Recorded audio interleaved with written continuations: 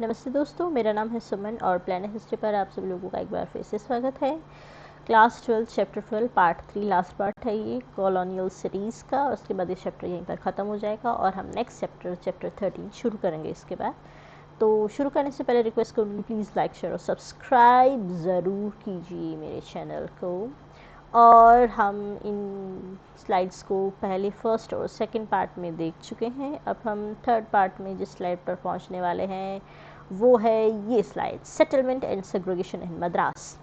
इन 1639 British constructed अ trading post Madras. अब हम तीनों सिटीज़ को पढ़ने वाले। सबसे पहले आता है मद्रास। मद्रास में 1639 में ब्रिटिश ने सबसे पहले अपना पोस्ट बनाया था ट्रेड, जिसको पहले चेन्नपट्टनम कहा जाता था। Company had purchase the right of settlement, और वहाँ पर अपना सेटलमेंट बनाने के लिए, अपनी फैक्ट्री बनाने के लिए उन्होंने वहाँ का जो लोकल लॉर्ड था, नायक ऑफ कालाहस्ती, तेलुगु लॉर्ड्स थे, यानी कि वहाँ के लोकल राजा जो थे, उनसे ये राइट परचेज़ कर लिया था तो पैसे देके कि भाई हम यहाँ पर ये जगह, यानी कि वो ज़मीन खरीद लेना उसको और वहाँ पर अपनी फैक्ट्री बना लेना। तो वो उन्होंने परचेज़ कर लिया था, और इसलिए इन्होंने परमिशन भी इसलिए दी ताकि ये अपनी एरिया में, उनको नहीं पता था कि भी इनका ये दिमाग में क्या सोचकर यहाँ पर आए हैं ये अंग्रेज़ लोग, लेकिन उनको, नायक को क्या लगा था कि हमारी जगह पर अगर इकोनॉमिक एक्टिविटीज़ ज़्यादा बढ़ेगी तो हम और ज़्यादा प्रॉस्पेरस करेंगे। इनकी सोच पॉजिटिव थी। Rivalry with French East India Company led the British to fortify Madras, और भाई फ्रेंच के साथ उनकी राइवलरी थी तो अपने मद्रास के फोर्ट को भी उन्होंने फोर्टिफाई कर लिया। फ्रेंच को 1761 में उन्होंने डिफीट कर दिया था, तो उसके बाद से अब इनको ज़्यादा फिर फ्रेंच से कोई ख़तरा नहीं रहा था। अब जो डच और पोर्टुगीज़ थे उनके साथ इनका इतना नहीं था प्रॉब्लम, सिर्फ फ्रेंच के साथ था, तो फ्रेंच को इन्होंने कर दिया डिफीट, और फिर ये बन गए इकलौते राजा यहाँ के। Fort Saint George, nucleus of the White Town. Madras का जो फोर्ट था, फोर्ट सेंट जॉर्ज, वो वाइट टाउन का न्यूक्लियस था, सेंटर था, और उसके आसपास यूरोपियंस रहते थे।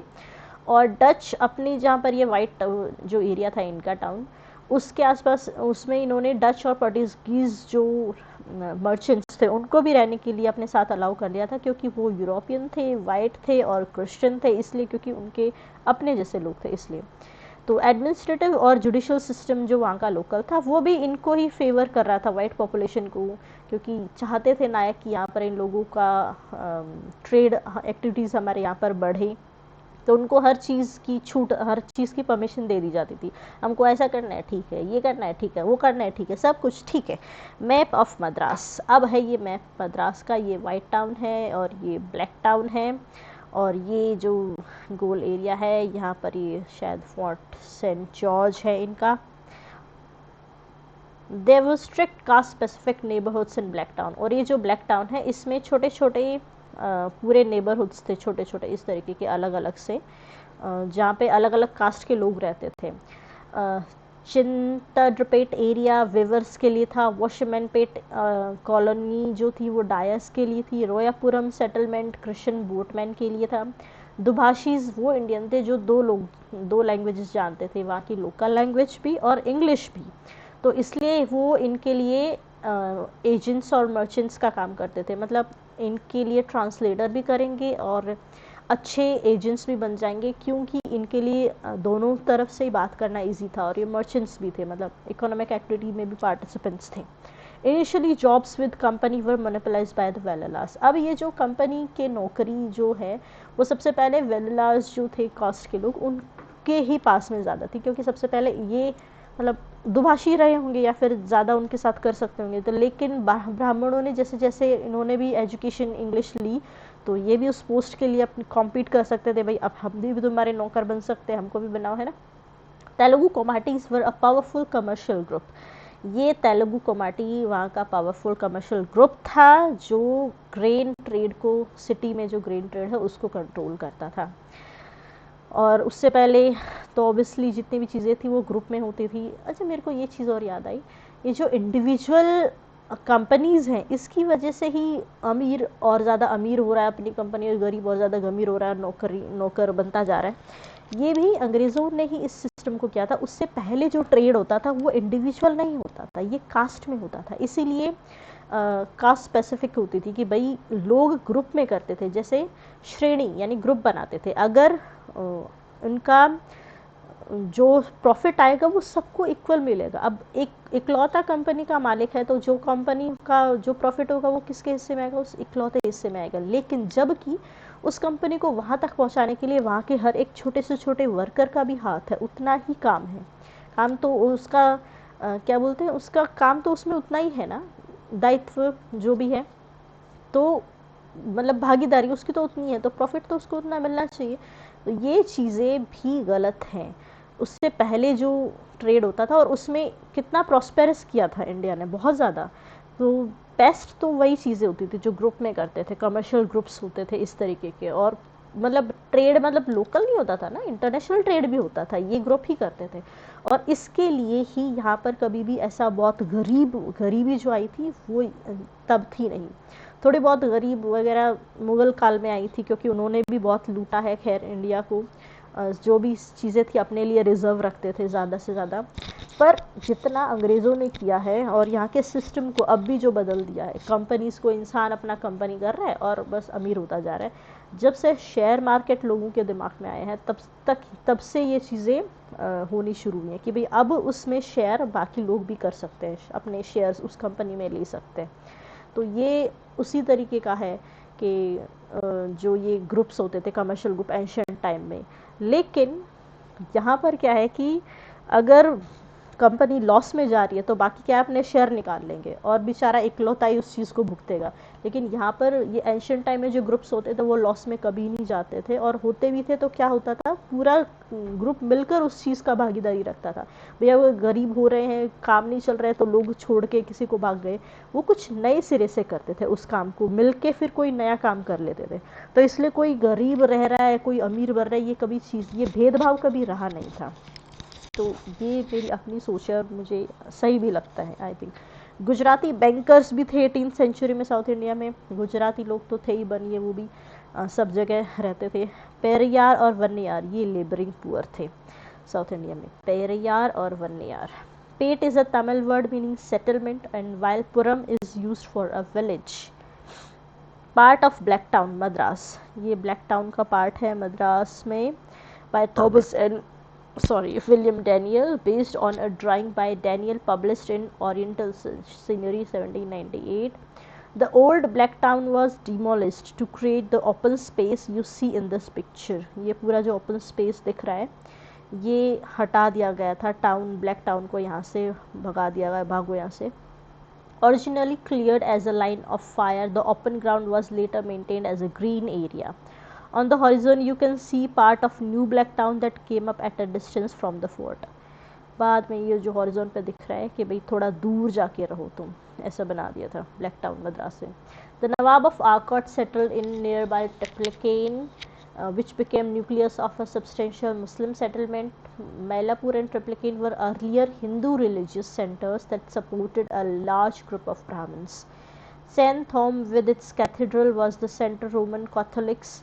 Thus the incorporation of many villages made Madras a city of wide expanse and low density.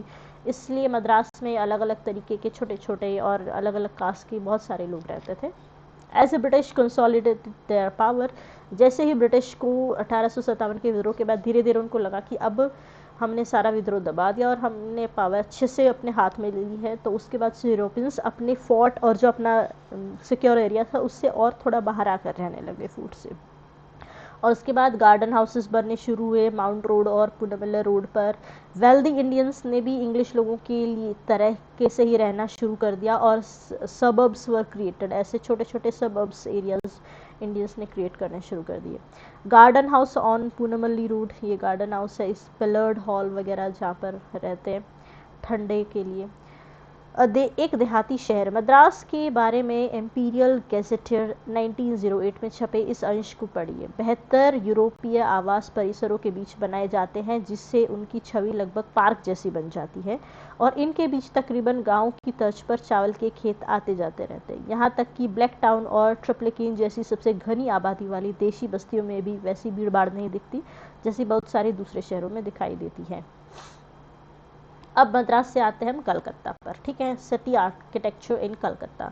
The vast open space around the fort became Calcutta's first significant and town planning measure. अब सबसे पहले जो open area था building of Fort William और मैदान, उसके आसपास का जो एरिया है मैदान, वो कलकत्ता का सबसे पहला टाउन प्लानिंग मेजर बना था। अब कलकत्ता की भी हिस्ट्री आप लोगों को खैर इस एनसीईआरटी में है थोड़ी सी, पर मैंने इसमें शामिल नहीं किया था। नवाब से खो वहाँ से, क्योंकि ये पिछले चैप्टर में था ही भाई, नवाब को वहाँ से हटाकर कलकत्ता पे इन्होंने कैसे राज जमाया था वो पिछले चैप्टर में है ही। तो नवाब सिराजुद्दौला को वहाँ से हटा दिया था, तो इसलिए इस चैप्टर में मैंने वो वाला पैराग्राफ शामिल नहीं किया। तो अब ये यहाँ के रूलर बन गए हैं नवाब को हटाकर। 1798 से Lord Wellesley became the governor general. Lord Wellesley governor general बना था 1798 में सबसे पहली बार। Built a massive palace government house, एक बड़ा पैलेस गवर्नमेंट हाउस नाम से इसने बनाया था। वेलेस्ली रॉट अ मिनट, एक एडमिनिस्ट्रेटिव ऑर्डर है 1803 में लिखा था, जो बताने के लिए भी टाउन प्लानिंग की हमको क्यों ज़रूरत है।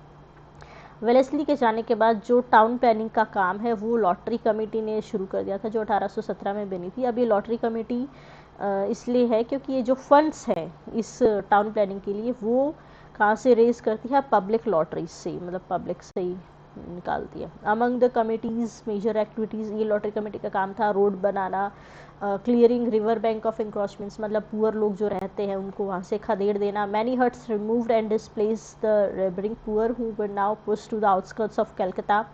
वाइट टाउन और ब्लैक टाउन को इन्होंने हेल्दी और अनहेल्दी के तरीके से डिवाइड कर दिया था, नाम ले दिया था।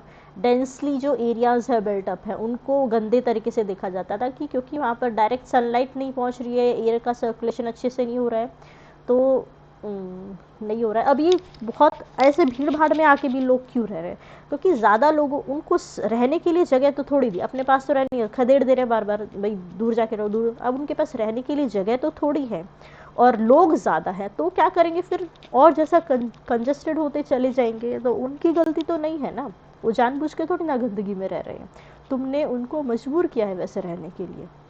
Frequent fires also led to strict building regulations, जैसे वो थर्स्ट हट्स जो हमने देखी थी एक पिछली इमेज में, उनको हटा दिया गया, बैन कर दिया कि ऐसे नहीं बनानी भाई 1836। और टेल्ड रूफ में मैडमेंटरी, भाई अच्छे से रूफ बनानी। Government took all the initiatives for town planning including funding, मतलब फंडिंग भी कहाँ से होनी है ये भी अच्छे से गवर्नमेंट पूरा कंट्रोल कर रही है, पैसा लूट खसोट रही है। गोलाबारी के लिए जगह, कोलकाता के लिए जो पैटर्न तैयार किया गया था उसे बहुत सारे दूसरे शहरों में दोहरा गया। 1857 के विद्रोह के दौरान बहुत सारे शहर विद्रोहियों के गढ़ बन गए थे। विद्रोह के बाद अंग्रेज इन स्थानों को अपने लिए सुरक्षित बनाने लगे। उदाहरण के लिए उन्होंने दिल्ली में लाल किले पर कब्जा किया और वहां अपनी सेना तैनात कर दी। उन्होंने किले के नज़दीक बनी इमारतों को साफ करके भारतीय मोहल्लों और किले के बीच काफ़ी फासला बना दिया। इस कारगुजारी के पीछे भी दलील वही थी जो 100 साल पहले कलकत्ता में दी गई थी। अगर कभी शहर के लोग दोबारा फिरंगी राज के खिलाफ खड़े हो जाएं तो उन पर गोली चलाने के लिए खुली जगह ज़रूरी थी। मतलब थोड़ा दूरी बनाना ज़रूरी है ना, वो एकदम से ऐसा पास में खड़ा और आके तुमको मार दे, इसलिए अपने से इन खुली जगहों को, मतलब ब्लैक और वाइट एरिया के बीच में जो डिस्टेंस मेंटेन इसी सेफ्टी के लिए रखते थे। Government house Calcutta by Charles D'Oyly 1848। The residence of government general, ये गवर्नमेंट हाउस है, रेजिडेंस ऑफ गवर्नर जनरल का है government house, built by Wellesley, was meant to symbolize the grandeur of the Raj. इतना बड़ा गजब है भाई, इतना पैसा लूट के अपने बड़े बड़े भवन, मतलब भवन क्या पता नहीं क्या बना रहे हैं, तो महलों। अ बाज़ार लीडिंग टू चिटपौर रोड इन कलकत्ता, ये बाज़ार थे इस तरीके के किनारों पर जो लगते थे शहरों के अंदर ही, चितपुर रोड पर कलकत्ता के। For local communities in the towns the bazaar was a place of both commercial and social exchange, दोनों की जगह है। Europeans were fascinated by the bazaar but also saw it as an overcrowded and dirty place. इस हर तरह की गड़बड़ियों को नियंत्रित करने के लिए 19वीं सदी की शुरुआत में अंग्रेज़ों को यह महसूस होने लगा कि सामाजिक जीवन के सभी आयामों को नियंत्रित करने के लिए स्थायी और सार्वजनिक नियम बनाना ज़रूरी है। यहाँ तक कि निजी इमारतों और सार्वजनिक सड़कों का निर्माण भी स्पष्ट रूप से संहिताबद्ध मानक नियमों के अनुसार होना आवश्यक था। वेलेस्ली ने कलकत्ता मिनट्स में लिखा था, यह सरकार की बुनियादी जिम्मेदारी है कि वह इस विशाल शहर में सड़कों, नालियों और जल मार्गों में सुधार की एक समग्र व्यवस्था बनाकर तथा मकानों व सार्वजनिक भवनों के निर्माण व प्रसार के बारे में स्थायी नियम बनाकर और हर तरह की गड़बड़ियों को नियंत्रित करने के स्थायी नियम बनाकर यहाँ के निवासियों को स्वास्थ्य, सुरक्षा और सुविधा उपलब्ध कराई। A part of European town in Calcutta after the lottery committee's improvements from the plan by J.A. Kelch. You can see the European houses with compounds. ये हमको तो नहीं पता इसमें से कौन सा हाउस है, कंपाउंड्स वगैरह। बस्ती इन बंगाल हिंदी, अब जो लोग बस्ती में रह रहे थे, बंगाली में या हिंदी में बस्ती बोलेंगे। Originally meant neighborhood or settlement. However, the British narrowed the sense of the word to mean makeshift huts built by the poor. In the late 19th century, bastis and insanitary slums became synonymous in British records. मतलब बस्ती यानी कि गंदी जगह है black लोगों के लिए, जहाँ पर आज भी हम उस चीज़ को वही मतलब रखते हैं, यानी कि बस्ती में रहने वाले लोग, यानी कि स्लम एरिया में रहने वाले लोग, उसको एक चीज़ के साथ बनाते हैं। सिटी आर्किटेक्चर इन बॉम्बे। अब आते हैं हम बॉम्बे पर। बॉम्बे सबसे पहले 7 आइलैंड्स थे, उनको ज्वाइन कर दिया गया ताकि और स्पेस क्रिएट हो सके अंग्रेज़ों के लिए। कमर्शियल कैपिटल, कॉलोनियल इंडिया का ये कमर्शियल कैपिटल रहा था। मतलब कलकत्ता एडमिनिस्ट्रेटिव कैपिटल था, 1911 में वो दिल्ली शिफ्ट कर लिया था उन्होंने, और बॉम्बे क्या था, वो कमर्शियल कैपिटल था। By the end of the 19th century, half the imports and exports of India passed through Bombay. Important item of this trade was opium that was East India Company exported to China. Indian merchants and middlemen supplied and participated in this trade, and they helped integrate Bombay's economy directly to Malwa, Rajasthan and Sindh where opium was grown. अब ये opium Malwa, Rajasthan और सिंध में उगाया जाता था, और Indian merchants और middleman इन चीज़ों में मतलब अंग्रेज़ तक पहुंचाने के लिए, लाने ले जाने के लिए ये काम करते थे। बॉम्बे में जो कैपिटलिस्ट थे, यानी इंडियन जो लोग थे, डाइवर्स कम्युनिटीज़ के थे अलग अलग, जैसे कि पारसी है, मारवाड़ी है, कोंकणी मुस्लिम है, गुजराती बनिया है, बोरा है, जू है, अर्मेनियन है, सब है। In 1869, Suez Canal was opened, and this strengthened Bombay's links with the world economy. The Bombay government and Indian merchants used this opportunity to declare Bombay Urbs Prima in Indus. That is a Latin phrase meaning the most important city of India, Bombay. Many new buildings were constructed at this time. बहुत सारी नई building भी बॉम्बे में इस time पे बनी, जो नए जो रूलर्स हैं उनके कॉन्फिडेंस और कल्चर को रिफ्लेक्ट कर रही हैं। This importance of European style reflected the imperial vision in several ways, जैसे कि create familiar landscape in an alien country. मतलब अपने जैसी यूरोपियन बिल्डिंग्स क्यों बना रहे हैं, ताकि नई जगह पर उनको अपने घर जैसा ही महसूस हो यहाँ के। दूसरा, अपनी सुपीरियरिटी को सिंबलाइज करना कि जो हम रूलर्स हैं तो हमको इन लोगों से अलग दिखना ज़रूरी है, हमको रूलर्स दिखना ज़रूरी है, हम तुम्हारे जैसे घरों में क्यों रहे, तुम तो हमारे नौकर हो। तो अपनी सुपीरियरिटी को साबित करने के लिए, अथॉरिटी और पावर को सिंबलाइज करने के लिए कि हमारे ऐसे घर होते हैं, जो अमीर और रूलर होते हैं उनका ऐसा रहन सहन होता है, ऐसे घर होते हैं, ऐसे बिल्डिंग्स होती हैं, बड़ी बड़ी होती हैं। तुम लोग झोपड़पट्टियों में रहते हो, या फिर तुम्हारा आर्किटेक्चर स्टाइल अलग है क्योंकि तुम हमसे इंफीरियर हो। European like buildings mark out the difference and distance between the colonial masters and their Indian subjects. Bungalow in Bombay, 19th century. For public buildings, 3 broad architectural styles were used. अब public buildings जो अंग्रेज़ों ने बनाए थे उनके लिए 3 architectural styles थे, neo classical और न्यू क्लासिकल, और दूसरा था नियो गॉथिक, और तीसरा था ये इंडो सेरेसेनिक। ठीक है, तो पहला है नियो क्लासिकल, और न्यू क्लासिकल ये ज्योमेट्रिकल स्ट्रक्चर है लॉफ्टी पिलर्स के साथ, काफ़ी एंशियंट रोम से ये आइडिया डिराइव हुआ था। टाउन हॉल जो बॉम्बे का है वो इस स्टाइल में बना है, और एल्फिंस्टोन सर्कल भी इसी स्टाइल में बना है। दूसरा स्टाइल है नियो गॉथिक, ये हाई पिच्ड रूफ होती है, पॉइंटेड आर्चेस होते हैं, डिटेल डेकोरेशन होती है, जिसका स्टाइल इंस्पायर होता है चर्चेस से। सेक्रेटेरिएट अब इस स्टाइल में बनी है, the secretariat, university of Bombay, high court and Victoria terminus, ये इस स्टाइल में बनी हुई है। यूनिवर्सिटी हॉल भी इसी स्टाइल में बना है, जिसका मनी डोनेट किया था sir Cowasji Jehangir Readymoney, a rich Parsi merchant. दूसरा, यूनिवर्सिटी लाइब्रेरी क्लॉक टावर जो है वो भी फंडेड किया था इंडियन ने, बैंकर प्रेमचंद रॉयचंद, जिसने अपनी माँ के नाम पे किया था ये, Rajabai tower. Towards the beginning of 20th century एक नया स्टाइल बना, hybrid architectural style, combined Indian and European style को कंबाइन करके, जिसको इंडो सैरेसेनिक बोलते हैं। इंडियो हिंदू का शॉर्ट हैंड है और सैरेसन यूरोपियन लोग मुस्लिम को डेजिग्नेट करने के लिए करते हैं। मतलब इंडियन स्टाइल में हिंदू भी है और मुस्लिम भी है, इन दोनों का, और दूसरा यूरोपियन का मिक्स, मतलब हिंदू मुस्लिम का और यूरोपियन का मिक्स स्टाइल। इंस्पिरेशन है मेडिवल बिल्डिंग्स जो इंडिया की थी टाइम की, उनके डोम्स है, या मतलब डोम मुस्लिम उस पर होता है, छतरी इंडियन उस पर होती है, जाली आर्चेस ये दोनों पर ही होती है, अलग अलग तरीके की। जमशेदजी टाटा ने ताजमहल होटल जो मुंबई का है वो बनाया था इंडो सैरेसेनिक स्टाइल में, और ये उसी को चैलेंज करता था रेशियली एक्सक्लूसिव क्लब्स हैं जो यूरोपियंस के, कि भाई यहाँ पर तो इंडियन और डॉग्स अलाउड नहीं है, तो उन्होंने भी वहाँ पर लिखवाया था कि भाई यहाँ पर क्या क्या ब्रिटिश या यूरोपियन ऐसा कुछ लिखा था, और डॉग्स आर नॉट अलाउड, ये अपने होटल पे बाहर लिखवाया था उन्होंने। फिर hotels maintained by the British. The Gateway of India built in the traditional Gujarati style. Gateway of India है वो भी वेलकम करने को किंग फिफ्थ और क्वीन मैरी को 1911 में जो बनाया था, वो भी इसका फेमस स्टाइल है, इसी स्टाइल का, इंडो सैरेसेनिक का। Pitched roof is a term used by architects to designate a sloping roof. By the early 20th century, pitched roofs became less common in bungalows. 20th के बाद फिर ये बंगलो में ये रूफ बननी लेस कॉमन हो गई थी, although the general plan remained the same. बाकी जो प्लान था वो सेम रहा था। टाउन हॉल इन बॉम्बे, ये रहा town hall which now houses the Asiatic Society of Bengal.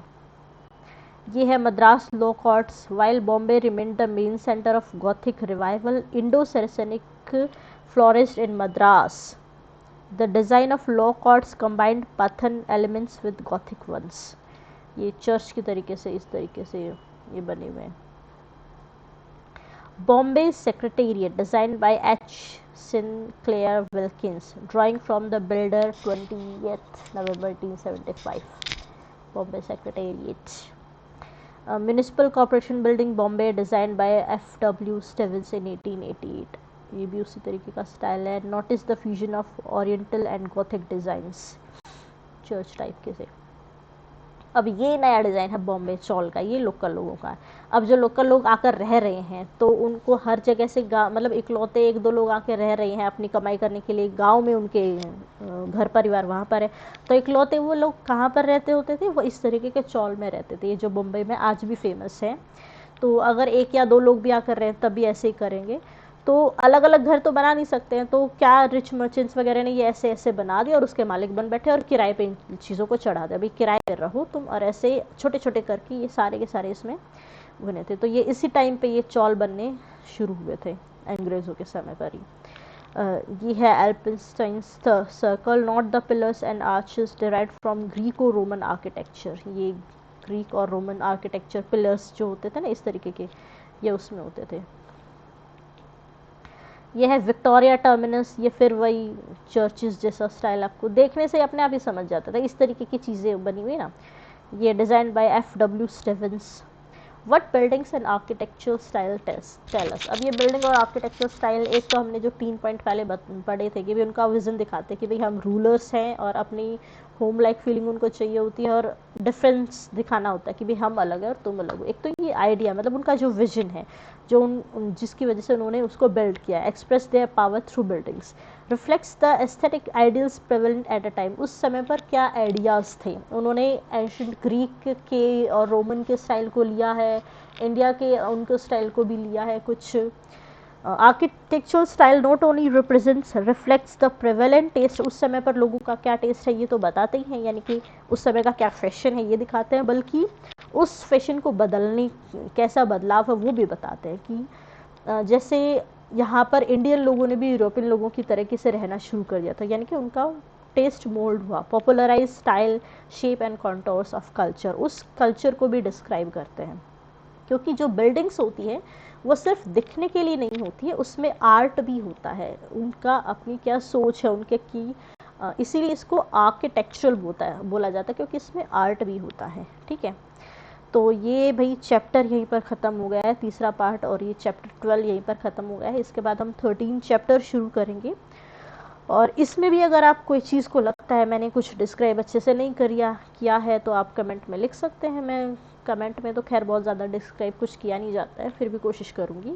और यहाँ पर ये चैप्टर ख़त्म होता है। प्लीज़ मुझे कमेंट में बताया करिए कैसी लगती है आपको मेरी वीडियोस, और लाइक और अपने शेयर दोस्तों के साथ कीजिए, और कमेंट करते रहिए उस पर वीडियो पर, और प्लीज़ सब्सक्राइब ज़रूर कीजिए मेरे चैनल को, खाली देख कर ना जाएँ प्लीज़ प्लीज़। आज के लिए इतना ही, नेक्स्ट चैप्टर में मिलते हैं।